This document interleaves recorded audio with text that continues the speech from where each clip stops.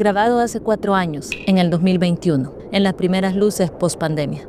Las cámaras y las mentes creativas habían estado encerradas, hasta que llegó el momento de volver a salir. Las baterías estaban haraganas, los monitores aún impregnados de las imágenes del pasado, de un mundo sobreviviente, como nosotros. Era el tiempo de rescatar lo que recoge la esencia, y ahí estaba, entre vacunas y expectativas, el arte. La primera temporada de La Fábrica el Podcast fue un ensayo, así como la naturaleza evolutiva de todas las cosas. Y de estos 9 intentos aprendimos. Y cimentamos esta nueva historia sobre los 4 ejes de nuestra convicción creativa: esperanza, amor al arte, visión y, sobre todo, vida.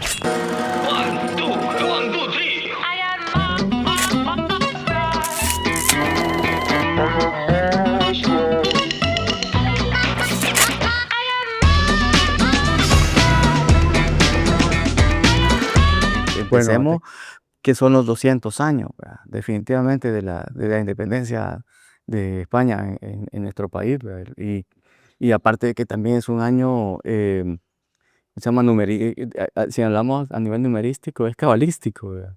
Porque es el 21, el descendiente poderoso, y entonces no es, capaz que no fue ni casualidad, ¿verdad?, que de repente esa independencia haya sido pues justamente ese año, ¿verdad? O fue producto de todo eso y todo lo que generó pues en toda la cultura y hasta en este momento, pues. Fíjate que para mí justamente es complicadísimo pensar en el tema del bicentenario justamente ahora mismo, en este momento histórico, quiero decir, porque cuando te planteas una independencia, siempre se plantea una falacia también, ¿no? Entonces, y pensar en este momento histórico donde se celebra el bicentenario también de alguna manera es plantear una ilusión. Y en ese sentido la metáfora de Sísifo queda como mucho más ad hoc.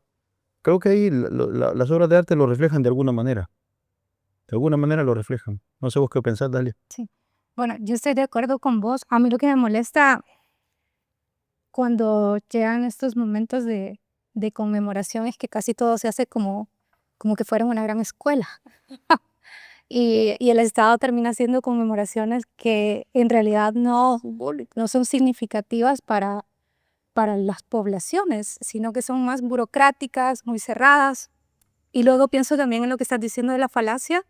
Yo pienso que en nuestra región lo que sucede es que la independencia la pensás como de una forma negativa y creo que sería bonito también quizás hablar de interdependencias sanas para tener esas conexiones, Pero eso ¿no? es cambiar la dinámica de la narrativa. Sí, y también revisar los centros. Pero lo que pasa es que el problema de revisar los centros es que también tendrías que descentrar incluso las mismas periferias, y eso resulta totalmente inconveniente. Pero fíjate que, como para no irnos tanto al tema política, como lo que hablaba Ronald, un poco pensando en el tema del arte también, es bien interesante cómo los artistas han venido mostrando toda esa situación a la medida que van tomando como la temperatura del tiempo. Pero fíjate que yo a pesar de todo creo que no ha sido una cosa consciente. Yo creo que la creación artística no ha tenido como ese propósito específicamente. Es más, ahora estamos creando y puede ser que sea el 2022 ya o 2023 y nuestra creación obedece específicamente no a esa fecha específicamente, ¿verdad? O sea, yo lo siento y yo creo que han habido artistas de generaciones anteriores que sí, de alguna manera, han tenido esa preocupación, ¿verdad? Por reflejar la historia, por ser consecuentes específicamente en esos, ¿qué te digo? En esos acontecimientos, ¿verdad? Porque imagínate, ¿cómo se llama esto? La independencia fue en 1821 y el registro que comenzó a correr del arte visual salvadoreño, por ejemplo, nació a través de Wenceslao Cisneros. Pero, o sea, Wenceslao Cisneros nació en 1823, o sea, 2 años después de la independencia, ¿verdad? Entonces, y aparte de eso, su creación obedeció específicamente a su formación profesional en Europa, O sea, nosotros supimos de Wenceslao Cisneros casi hasta su muerte, ¿verdad? O esporádicamente lo que se veía, lo que más o menos se carteaba a la gente y se mandaba, me imagino, apuntes o no sé si fotografías precisamente de lo que estaba haciendo, ya sea en su formación en Francia o residiendo directamente en La Habana, ¿verdad? Pero durante ese tiempo también creo que los artistas como Pascasio González, que eran como paralelos Por ya no local. sí, en lo local, yo creo que también su interés no fue precisamente como ilustrar esos hechos históricos, sino que empezó siendo una imaginería religiosa, ¿verdad? O encargos específicamente de retratos y todo eso. Yo creo que se toma conciencia a nivel plástico, creo que no sé cuántos años después, con otra manera de pensar, ¿verdad? Yo creo que ya de alguna manera ¿cómo se llama? El modernismo de alguna forma, ya como que la inclusión del modernismo como pensamiento, yo creo que dentro de sus bases ya de alguna forma te hacía pensar en hacer un registro, en hacer una revisión histórica. Fíjate que hay una cosa bien interesante y es que, claro, lo que pasa es que aquí hay un problema de archivo, ¿no? Aquí hay un problema de memoria. Nuestra memoria, muchas cosas no se han recogido porque no ha habido como una tradición de tener memoria, ¿no? Y también volvemos al tema de los centros periféricos, ¿no? Porque Wenceslao Cisneros se va para Europa a estudiar y luego de eso, en lugar de volver a El Salvador, se va para Cuba, que en ese momento no, Cuba no era como El Salvador, que era mucho más periferia todavía. Cuba era un lugar que incluso tenía algunos aspectos que tenía más desarrollo incluso que la misma España, por ejemplo, en su momento. Entonces, era otra cosa, ¿no? Entonces, hay una especie también de negación de tu procedencia también. Y, y todo lo que se producía aquí, pues muchas cosas que podrían haber sido como reflexivas de su momento no las tenemos. Y quizás están perdidas para siempre y no sabemos de ellas. Y sí tienes razón con que lo del modernismo ya empieza a pensarse un poco de alguna manera qué es la salvadoreñidad y también tiene eso mucho que ver con todo el movimiento mexicano que empezó a derramarse por toda Latinoamérica, que empezó a cambiar toda la dinámica del arte, todos los viajes que empezaron a hacer, varias gente ligada a la literatura por toda Latinoamérica que también visitaron El Salvador y que evidentemente influyó en obras que hablaban sobre la independencia, que hablaban sobre el colonialismo. Salarrué tiene obras relacionadas y tapices relacionados a la conquista, por ejemplo. Todo el movimiento muralista empezó a derramarse por Latinoamérica. Incluso, por ejemplo, Salarrué, quien no tenía la influencia mexicana, porque él había estudiado en Estados Unidos, empezó a producir mucha obra en 1920 que tenía que ver con una especie de visión un poco desde la idea que ya había creado el muralismo, que era una visión como indigenista, ¿no? Como una visión casi victoriosa de un indigenismo respecto a una conquista. Pero fíjate que en Salarrué, yo creo que no solo incidió el carácter visual, vea, plástico, sino que imagínate, cuentos de cipotes o cuentos de barro que fueron antes. Estos fueron quiero ver, o sea, él los escribió justamente casi en el 32, o sea, y se inauguraron en el 34. Ajá. Entonces ves que esa carga indigenista, esa carga de conciencia social, histórica, o sea, era un eje de verdad que venía él manteniendo, ¿verdad? Lo que pasa es que hay una cosa que vos dijiste y en parte tenés razón, y ya vamos a ver qué opina Dalia. Y es que hay muchas cosas que se hacen, digamos, en el tiempo y los artistas, digamos, lo van retomando y van contándolo, pero en su momento no necesariamente corresponden, digamos, a una especie a un simbolismo que ahora le damos, es lo que quiero decir. O sea, cogen una dimensión mayor en la medida en que pasa el tiempo. No sé vos qué opinás, pero y ahí es cuando parece que se expresan en su dimensión máxima en relación a lo temporal. Sí, con lo que estás diciendo, yo pienso que es bastante enriquecedor pensar la obra de arte como un dispositivo. Sí, y es un dispositivo siempre abierto, pues lo leíste en su momento, pero que perfectamente podemos regresar a ellas, ¿no? Y tener una idea de cómo ese pasado se estaba comprendiendo y hacer una relectura. Creo que ahí también el arte sirve para revisionar y para recontar para narrarnos y para proyectarnos.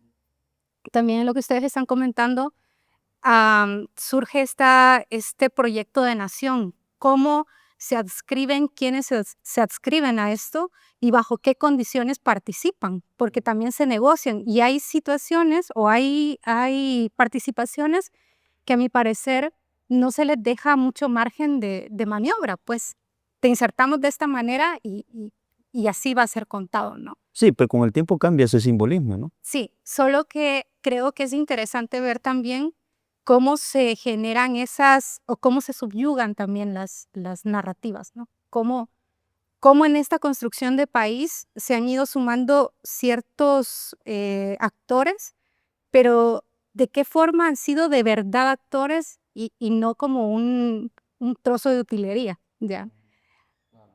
Luego lo que estás comentando también me lleva a pensar en esta celebración o esta conmemoración que podría ser mucho más crítica y preguntarnos si en este momento como productores podríamos identificar alguna línea de cuestionamiento o si podríamos hacer una relectura de lo que en este momento se está creando para decir, bueno, este es el sentir o este es un posicionamiento no acordado, porque no creo que en las artes funcione bien eso de pensar desde una sola cabeza y tener un solo proyecto. Creo que siempre están como los colectivos rearmándose o repensándose y eso es lo enriquecedor del medio artístico, ¿no? Siempre estás como luchando un poco por tu cuota de individualidad y por mantener tu voz, a pesar de que también tendríamos que pensar el arte desde la colectividad, pero más como la participación, ¿no? Desde en otro nivel, digamos.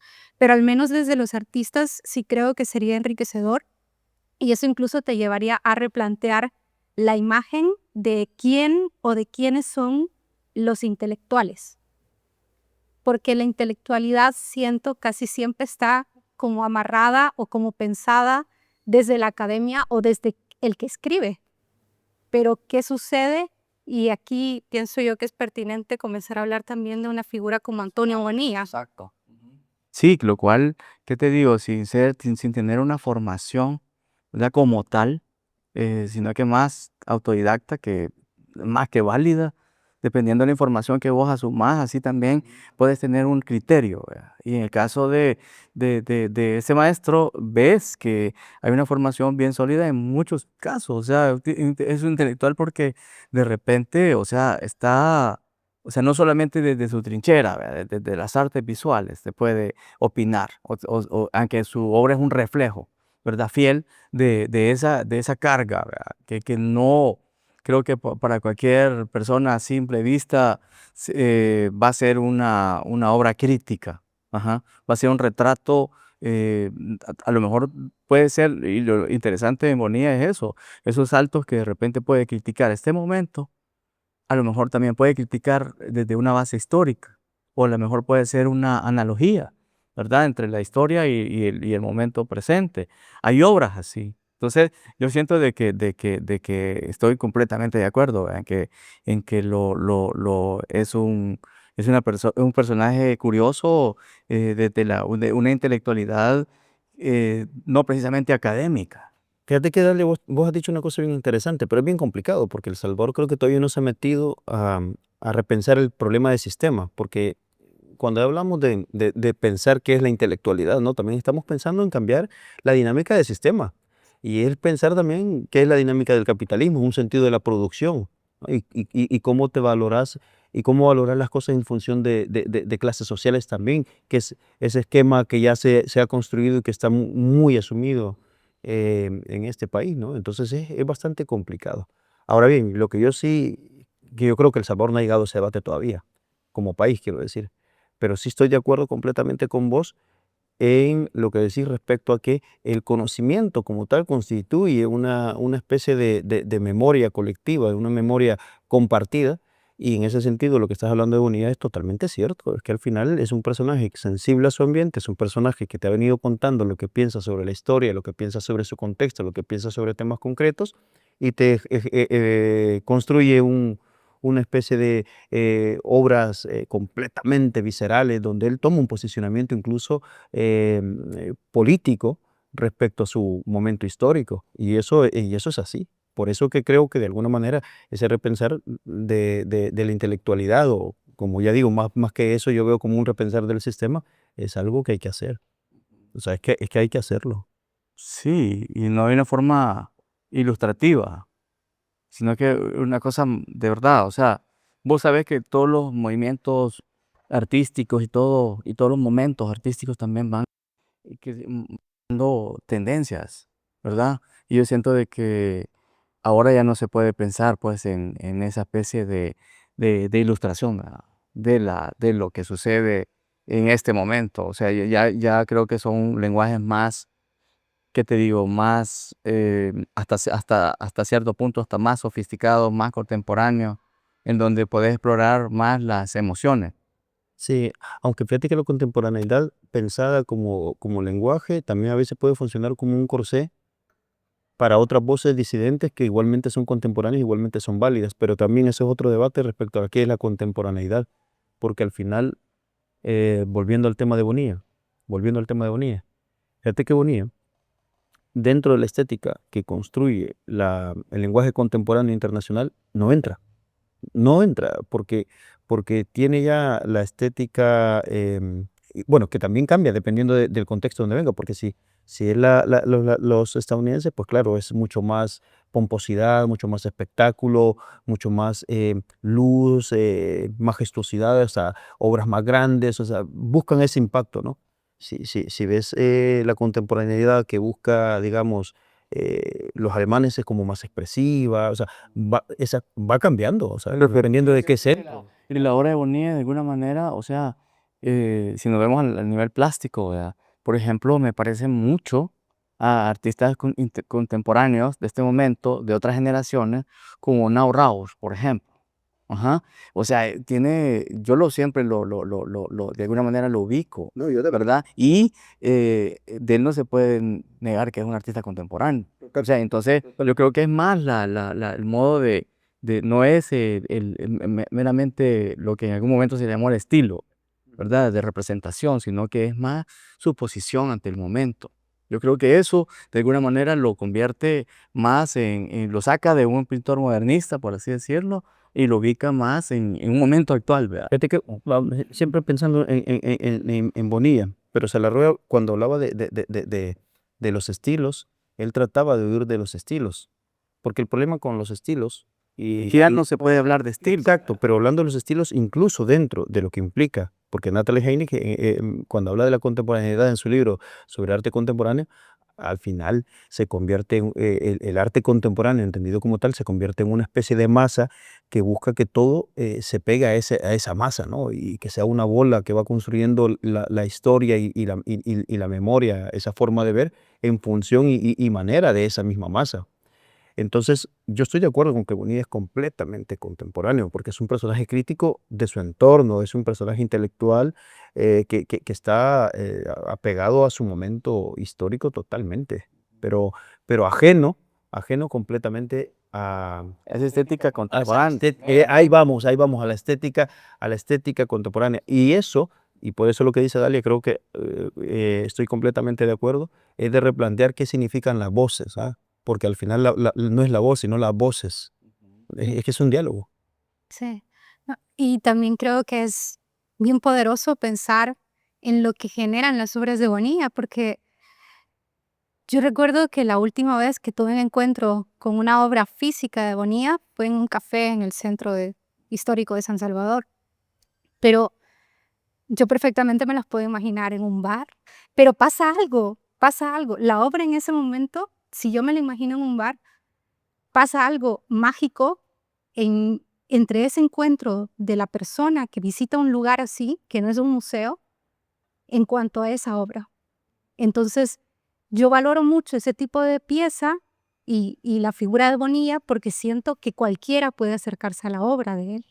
Y, y aquí sé también que esto nos llevaría un poco a cuestionar lo que ha sido esa falta de formación estética y artística que sufrimos como país. Pero aún así, siento que la obra de Bonilla parte de algo burlón, como una sátira, Una ¿verdad? sátira, No, sí. ajá, un humor negro ahí, que alguien podría estar en ese momento tomando y le da una lectura que puede ser lo más chabacana, pero es una lectura. Ah.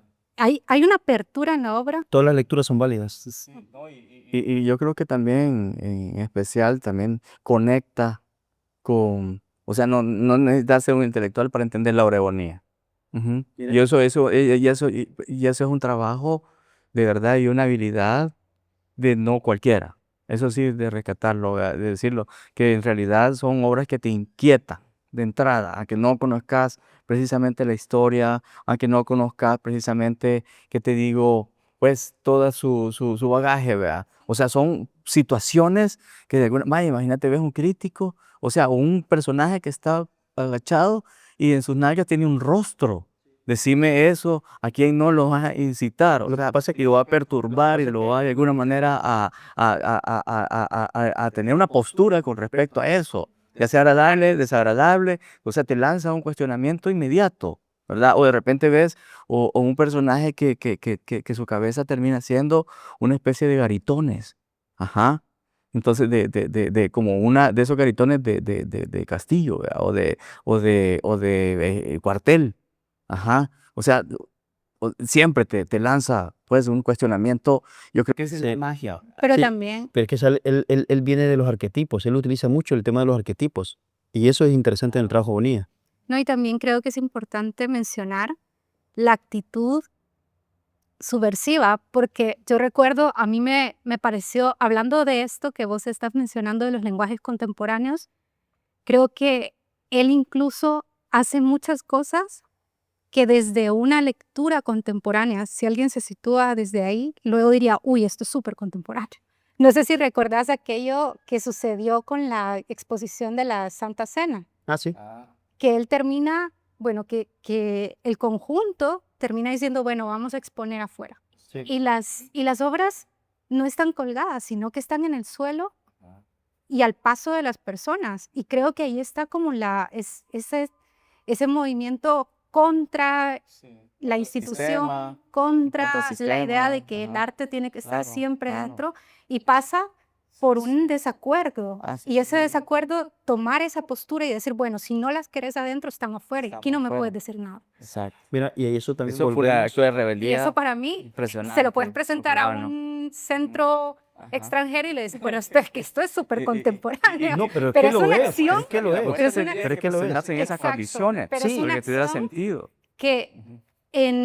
en su génesis parte de una molestia y de un, bueno, no me dejas, no me vas a joder. Claro, no me vas a limitar. Exacto. Pero Ajá. fíjate que también, es que lo que pasa es que ahí estás tocando un tema bien importante que va también de la mano con la creación artística y es el posicionamiento que él asume como sujeto dentro de ese contexto y cómo él habita en relación a los demás. Y vos estabas mencionando el tema de que vos te lo imaginabas la obra dentro del bar. Ujú. Pues no hay que imaginárselo. Si vas a la Galera Teatro, tenés una obra de Bonilla ahí colgada, ahí puesta, y la vas a ver. Y eso también entra como a contradecir la idea que se nos ha impuesto, ¿no? El status quo. Sí, de alguna pero de manera. la musealización de la obra de arte. Ujú. Porque el problema con esto, de la musealización de la obra de arte, y aquí Bonilla tiene un punto bien interesante también, es que la alejas completamente de su naturaleza. O sea, es que la alejas completamente de la gente y buscas generar una especie de elitización del arte, lo cual es un gran error. Es que, bueno, no solo es un error, es que es un adefesio de la vida misma. Yo creo que ya las nuevas corrientes, pues, o las nuevas de pensamiento en cuestión de museos, en cuestión de instituciones, van hacia eso, a volver a esas instituciones hasta cierto punto amigables, ¿vea? De alguna forma más accesibles, o sea, sin esa ruptura ceremonial, ¿vea?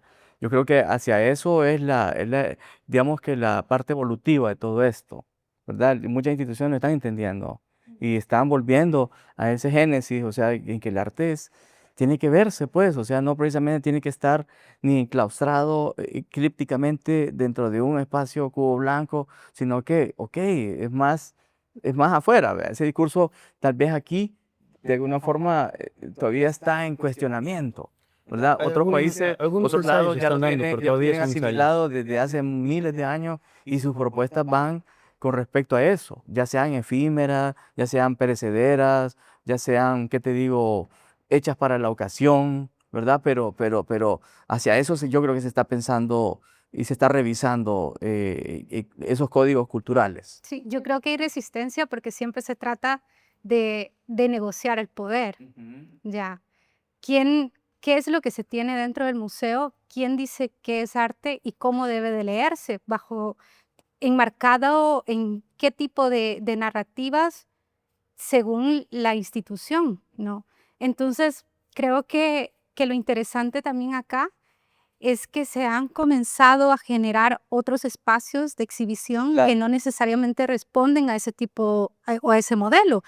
Y pienso que efectivamente, así como decís, la nueva museología va a eso, ¿no? A crear públicos, a generar públicos y a generar diálogos. Pero eso también implica y eso creo yo que es válido mencionarlo en este momento, que no basta con que un museo diga tenemos las puertas abiertas, porque solo por tenerlas abiertas no va a llegar la gente. Son las dinámicas. Exacto, si yo siento que ese espacio no puede ser mío, si en ese espacio yo no soy bien visto o no soy bien recibida, no voy a llegar. Desde ahí partimos. Entonces, creo que toda esa negociación, todo ese diálogo con estas otras capas sociales que sienten que los museos no son para ellos o que los espacios culturales no son para ellos, es una obligación de los espacios comenzar a trabajar. Cómo se represionan y cómo dialogan con... Claro. Pero creo que también lo retador es que en esa dinámica no solo vas a darle la bienvenida a otras personas diferentes, sino que también les tenés que permitir interactuar con esos espacios y delegar también para que puedan mostrar y para que puedan entrar en una lectura de lo que es el arte o la cultura salvadoreña o el patrimonio salvadoreño, sumándose ellos. Entonces, no solo es... Sí, es un reto, Sí, ¿verdad? A lograr pero eso. ahí volvemos al tema de romper el poder y repartir en diversas participaciones, lo que también volvemos otra vez al sistema. Es que siempre volvemos al tema del sistema. Es que es inevitable. Es inevitable volverse al tema del sistema. Parte. Y cómo romper esa estructura que puede buscar una mayor participación ciudadana, un mayor disfrute del arte de todo el mundo. Por eso, de manera natural, cuando un artista como Unía lo lleva al bar y lo deja ahí y forma parte ya de esa, digamos, puesta en escena del día a día, de cuando te vas a tomar la cerveza hoy, mañana y siempre, o sea, no es una exposición. Es que no es un objeto extraño o no es una cosa es que puesta eso como quiero fin. llegar, es que eso quiero llegar. Exacto. No es que como... Un exotismo, ¿verdad? Ajá, no es como cuando de pronto llega alguien y dice, sí, mira, quiero montar una exposición aquí para acercar al arte a la gente. No, es que no es que llegas a hacer un favor. No, es que es cuando el arte forma parte de ese contexto. Es que y ahí sí lo rompes. Sí, Claro. pero ahí lo chivo creo que nos haces pensar también en por qué no funcionan muchas veces estas ideas de llevemos el arte a la gente, porque partís desde una postura de benefactor, Exactamente. ay, pobrecitos los demás, vamos a poner esto al centro, lo dejamos ahí puesto, ¿verdad? Y poner los caballetes. Y es que es aberrante, porque la verdad es que estás hablando siempre desde la misma posición y hasta los objetos que estás utilizando son elitistas. No, claro. Y es que está repensado, ¿verdad? De alguna forma. O sea, se siente no es una cosa orgánica, ¿verdad? A eso te refieres, ¿verdad? Que es una cosa calzada, o sea, que es una cosa casi que a la fuerza, impuesta. Por eso cuando vas vos, por poner el ejemplo concreto, por eso cuando vas vos a la Galera Teatro y ves una obra de Bonilla que está colocada allí como parte de la naturaleza del bar mismo, es que la gente va, lo ve, se toma la cerveza, es que es un objeto cotidiano, porque está ahí ahora, está tal, ¿entendés? Y eso es bien interesante. O sea, vos vas al bar y está ahí. O sea, es parte ya del lugar mismo. En ese sentido, la obra de arte no es la obra de arte en un sentido de yo vengo aquí a mostrarte y hacerte un favor. No. Es que ya forma parte de la vida diaria, ya forma parte. Y recontextualizás esa obra. Contextualizada. Recontextualizás esa obra, la pones en un espacio así, y con todas las de la ley de exhibición, y también se va a ver bien. Puede ¿ah? que sí, Y también puede que puede sí, que... Y pero también, el punto ahí es entenderle esos espacios, porque o sea, al final, fíjate que también ahí volvemos al tema. El espacio es el que te cuenta y el espacio es el que te dice cómo también... vos tenés que adaptarte a ese espacio y no yo cómo quiero adaptar ese espacio. Sí. Pero yo creo que ese es un tema, solo ese es un tema. No, no, pero Definitivamente eso, pero cómo de repente el arte convive. Cómo, Y ajá. de cara a lo que iniciábamos, con lo que iniciábamos, que era esta como reflexión de cómo el arte podría interactuar de cara a esta conmemoración de independencia, creo que sería también como evaluar qué tipos de independencias podemos ejercitar nosotros como actores de la cultura, ¿no? Ujú. Y entendiendo la cultura de una manera muy amplia, Totalmente. muy amplia. Vaya, por ejemplo, a mí me llama mucho la atención lo que tiene que ver con patrimonio niñez, porque casi siempre cuando hablamos de cultura pensamos en adultos Claro. y estás pensando en adultos que hacen cultura, pero los niños y los jóvenes también tienen su cultura y hay que respetar también cómo vas a dialogar con ellos para negociar las puestas en escena, así como vos lo estás diciendo, para poderlos integrar. Pero el punto está en que siempre estás pensando desde esa silla en la que hay un hombre sentado, blanco, Ujú. que está diciendo, bueno, esto se va a hacer de esta manera, Tirando líneas. está- Ajá. se va a organizar de tal forma, se va a exponer esto, vamos a contar esto. Y cómo también ahí entran en juego otras identidades que han sido negadas durante mucho tiempo, como la de las mujeres, los afrodescendientes, la comunidad de esta gran diversidad de género sexual, ¿verdad? Ujú. Que yo creo que es inútil tratarla de hacer encajar en un cuadrito, ¿verdad? Que toda esta idea de lo queer es muy amplio para abordarlo en este momento, pero ¿a dónde están todas esas identidades y cómo quieren trabajar ellos y cómo podría aportar el gremio artístico sin querer instrumentalizar sus preocupaciones y sus necesidades? sí, tenés mucha razón. Y solo para pensar otra vez, porque yo creo que el tema de Bonilla también lo amarra de alguna manera, porque muchas de sus participaciones en otros contextos, en realidad lo que hacen es repartir el poder porque buscan una participación del contexto mismo. Y eso es interesante pensar en una independencia, porque al final ahí sí es tener otras voces, ahí sí es como de alguna manera entender el espacio y que se apropie el espacio de la pieza para que forme parte de ese contexto. Y la narrativa, volviendo al tema de los arquetipos, en el sentido de la construcción de su lenguaje, no parte desde arriba, de donde yo voy y supuestamente entiendo y les cuento, sino más bien se apropia de los arquetipos que son de una sociedad para que todo el mundo los entienda, porque al final son sus imágenes. Es que es así. Y eso es bien interesante. Eso es bien interesante. Mira, y a mí me lanza, a mí me lanza muchas preguntas, ¿verdad? De repente. Y ves, o cómo vemos ese contexto en este momento. Ujú. Vemos cómo ves esa preocupación cultural en este momento histórico de nuestro país. Ujú. O sea, me causa como ¿qué te digo? Cierta alergia. O sea, ver esa repulsión, ver esa apatía con que estos temas jamás son de una agenda, ¿verdad? Cultural a nivel nacional. O sea, El poder no lo será nunca. Es que mira, yo aquí no sé si van a estar de acuerdo, pero yo creo que siempre nos terminan usando. Sí, Creo que siempre nos terminan ilusionando y, y bueno, sucedió igual con las mesas. Creo que es esa ilusión de vas a participar y al final todo ese trabajo queda en el aire y no pasa y nada. no pasa nada, solo es como una... Solo es una puesta en escena, Exacto. una especie de mímica en la que te dicen, bueno, ya te dimos tu tajadita de participación y ya, pero estás peleando por migajas. Y lo yuca es de que en el mismo medio sentís que muchas veces se constituye como enemigo tu propio colega, porque estás peleando en una adversidad tan jodida que estás peleándote eso, ¿no? Lo poco que queda. Pero el punto está en que luego, con esto de la pandemia, te das cuenta que el gobierno comienza a funcionar dando ayudas que en realidad tendrían que ser ayudas permanentes.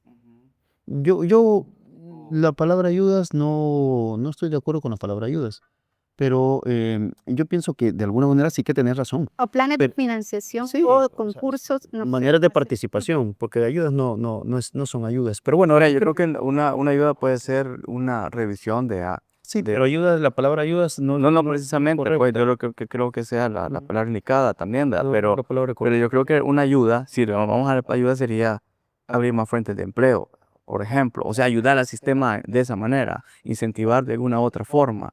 O sea, crear de repente, en lugar de ser un gobierno paternalista, ajá, o sea, convertirse en un gobierno Mediador. exacto, Ey, mediador. que fíjate que más que de alguna manera, digamos, construir oportunidades, en realidad es abrir a voces, abrir la participación real. Pero lo que sucede, y en eso tienes mucha razón, Dalia, pero eso no es de este gobierno como de No, todo como eso de sí, todos, o sea, esa porque ha sido la eso sí va, constante. eso quiero, o sea, eso vamos a ser justos en ese sentido, ha sido de siempre. Porque incluso, aunque vos ya hayas, digamos, en un momento determinado hayas fallecido, los gobiernos posteriores te van a utilizar, como pasa con los símbolos en los que se han convertido los próceres, que al final están completamente despojados de su naturaleza para convertirse en otra cosa que quizás ellos ni siquiera imaginaron, porque al final terminan siendo un instrumento del poder para crear una especie de argamasa que entendemos como salvadoreñidad, pero que al final es tan difusa y que solo sirve para venir y decir, aquí los metemos a todos en un saco, ¿no? Entonces, al final, ¿qué es lo que sucede? Es la narrativa del poder que sirve para construir una cuestión desde donde te van a montar, ¿no? Ah. Entonces, es no abrirse a las voces.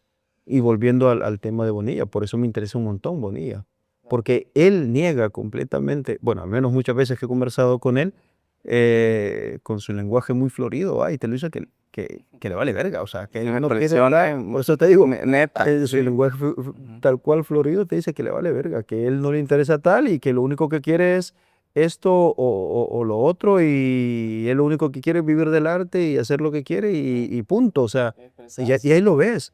Y es una posición bien interesante, porque al final es, ¿me quieren utilizar? Pues me voy. O sea, volviendo al tema de las mesas, ¿sabes? Oye, Que lo utilizan. ya lo tiene bien consciente. Y se va. Ajá. Ya lo tiene bien consciente y no se complica.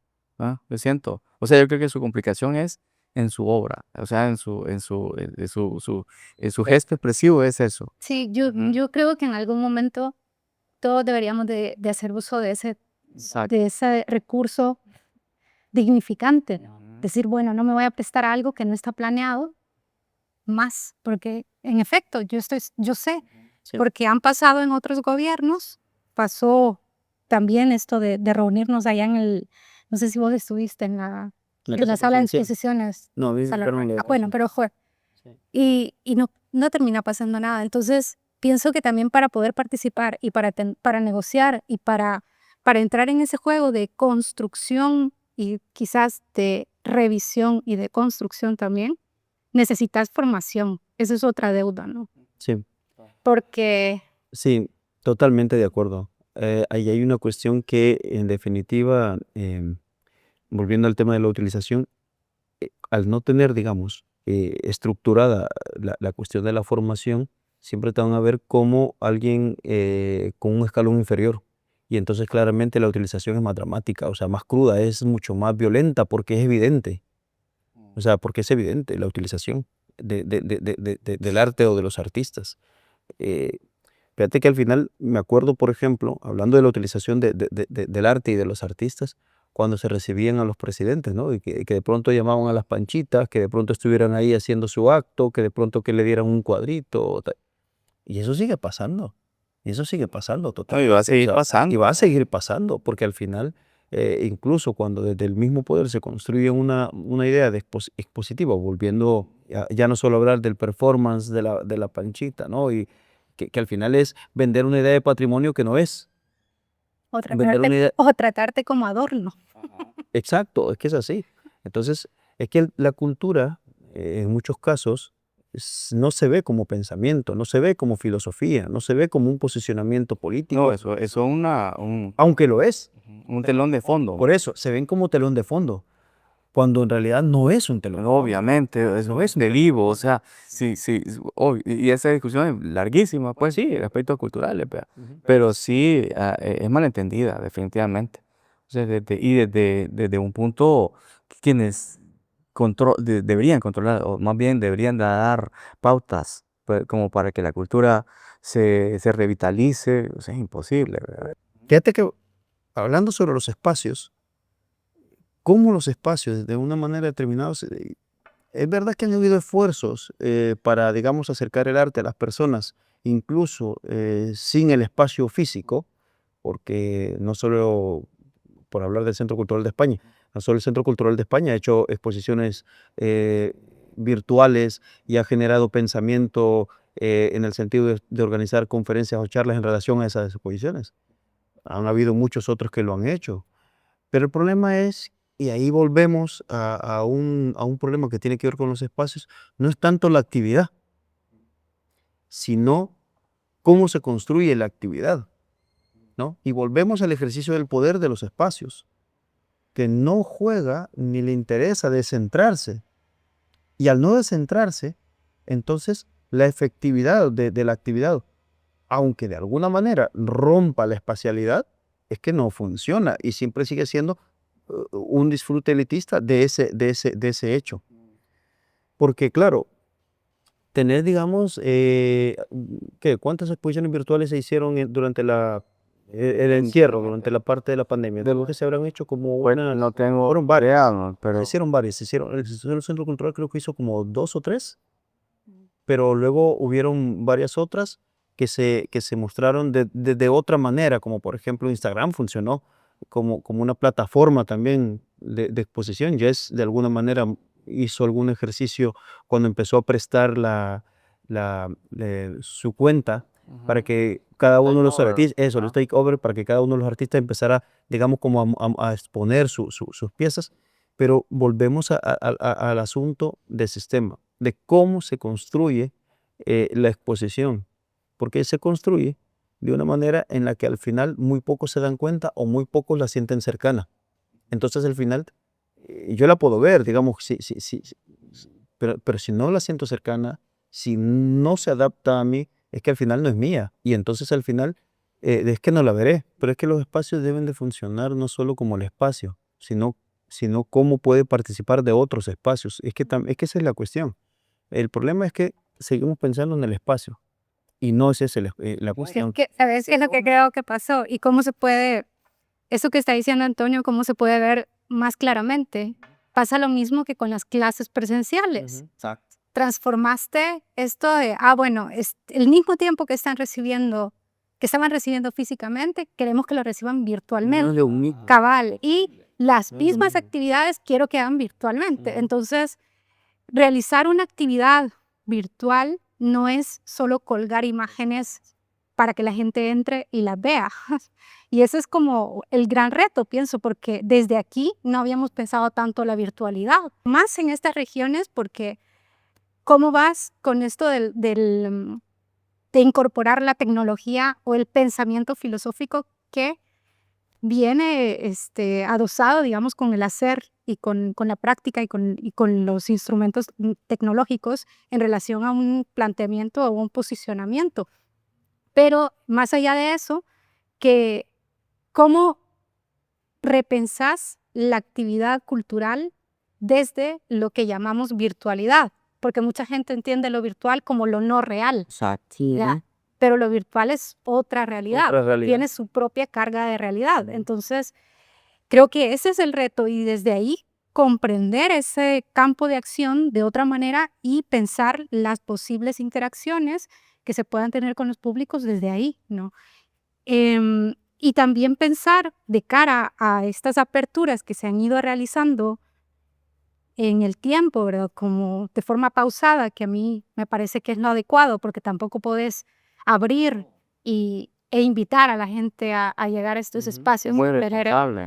Sería muy irresponsable, pero pensar cómo el distanciamiento también podría ser potencialmente una experiencia para interiorizar o para experimentar la obra o el encuentro más íntimo, ¿verdad? Con un grupo de personas, quizás a través de otro tipo de actividades, etcétera. Lo que pasa es que hay una cosa, fíjate, Dalia, que es bien interesante dentro de la política, volviendo al tema de los espacios también. La política siempre utiliza cualquier elemento a su conveniencia. Y lo interesante de la utilización del distanciamiento no es la responsabilidad del distanciamiento, sino la desestructuración que te permite, en la medida que vos desestructuras, un mayor control. Cuando vos rompes de alguna manera la trama, entonces vos tenés la capacidad de, en esa división, tener más posibilidades de la manipulación. Entonces, el problema creo que está ahí, en el sentido del distanciamiento, porque el distanciamiento no es el problema. Es que yo creo que tenés razón, el distanciamiento no es el problema. De hecho, podría aprovecharse para generar una mayor interacción. Pero el problema es que no ha sido así. Lo que se busca es lo contrario. Es la mayor utilización de ese distanciamiento porque rompes la trama. Y ha sido de esa Sí, manera. porque podrías pensar en la itinerancia, en la multiplicidad. Ahí vamos. Es que sí, y volviendo, para no meternos en política, sino seguir hablando de los espacios expositivos, porque si no ya nos van a quemar. Y centrarnos en el tema de los espacios. Fíjate que el tema de la multiplicidad es chivísima. Es chivísima, porque si vos empezás a pensar en espacios expositivos y cómo esos espacios expositivos no es tu espacio, sino su espacio, es que ahí se vuelve bien interesante la cuestión. Cómo también el otro puede ser parte de la exposición, porque también lo suyo es igualmente válido. Y entonces rompes que es también incluso la obra de arte y cómo O la presencialidad. o la presencialidad. Y son cosas a las que no se ha llegado, pero volvemos a un debate. Sí, un tema delicado, que hacerse. un tema que tiene que hacerse a conciencia y responsablemente Sí, y lograr, pues, bueno, buscar resultados. sí, obviamente. pero eso ya te digo, es un ejercicio de poder. Sí, Porque quien tiene el conocimiento, quien tiene la educación, quien tiene acceso a la cultura, es el que tiene el poder. claro. Entonces, en la medida en que vos, y ya vamos al uso maquiavélico del espacio, ¿por qué dejas? Y esto pasa, o sea, ¿por qué dejas que la educación sea la última? Bueno, obvio. Porque Ambos sabemos, todos sabemos. hay que verlo. ¿Cuál es la- ¿Por cuál qué es la abrirse trama de todo el bar? Gracias. ¿Por qué abrirse el bar del distanciamiento social? Porque volvemos al punto que el distanciamiento social no es el problema. ¿Por qué abrirse el bar? ¿Por qué están abiertos los centros comerciales? ¿Por qué cuando están todas las promociones del Black Friday o la Navidad? Lo que pasa es que la cultura tampoco te genera esos No, niveles así de, pero el punto... de plata. Sí, pues, pero o no sea, es solo eso. Es que no solo es eso. y aparte de eso te limitan pensamientos. Lo que pasa es que la cultura y la educación pueden ser peligrosas para un sistema de poder, Claro. porque te invitan a repensar el sistema de poder, a repensarte a vos como persona, a repensarte a vos con tu contexto, Claro. a repensarte a vos en relación a la otra y el otro. Entonces, es que ahí está la cuestión. Sí. Y en la medida en que no se piense en ese tipo de cuestiones, pues claro, y en la medida en que has roto la trama, en la medida en que tenés más espectáculos, en la medida en que potencias el consumo, lo que tenés es, al final, un montón de personas que no se cuestionan Claro. su valor dentro del espacio. Exacto. O sea, porque claro, siempre se te va y te dice que la persona, si este no me vale, pues viene otra. No, es que no es verdad. La persona es determinante y tiene la capacidad de revolucionar el espacio mismo. Pero eso no se te dice. En el sistema actual es, si vos no me servís, pues ya contrata a otra y claro, te están presionando al punto que vos decís, bueno, sí, te lo crees, pero eso no es verdad. Entonces, por eso hay que cuestionar el tema del espacio. Por eso hay que cuestionar el tema del espacio. Y es bien importante cuestionarlo. Y volviendo al tema de los espacios expositivos, hay que cuestionarlos. Es que es importante cuestionarlos. Porque en la medida que los cuestiones, tu espacio se vuelve partícipe de todo ese espacio. Y la virtualidad no es otra realidad que vos considerás que no existe. No, es que es la parte de la realidad misma, que también tiene una incidencia. Sí, tenés que generar eso. Pues Definitivamente. sí. Bueno, señores, yo creo que la plática se ha puesto buena y todo el campo. Igual tiene tiempo, ¿verdad? Así es que, pues, súper bien, ¿verdad? Genial, vos. No, yo creo que la verdad con la próxima plática ¿verdad? Sí. Una chela y que fluya. Sí, pues sí. No, ha sido un placer, ha sido un No, gusto. igual. Muchas gracias. Realmente. 1, 2, 1, 2, 3.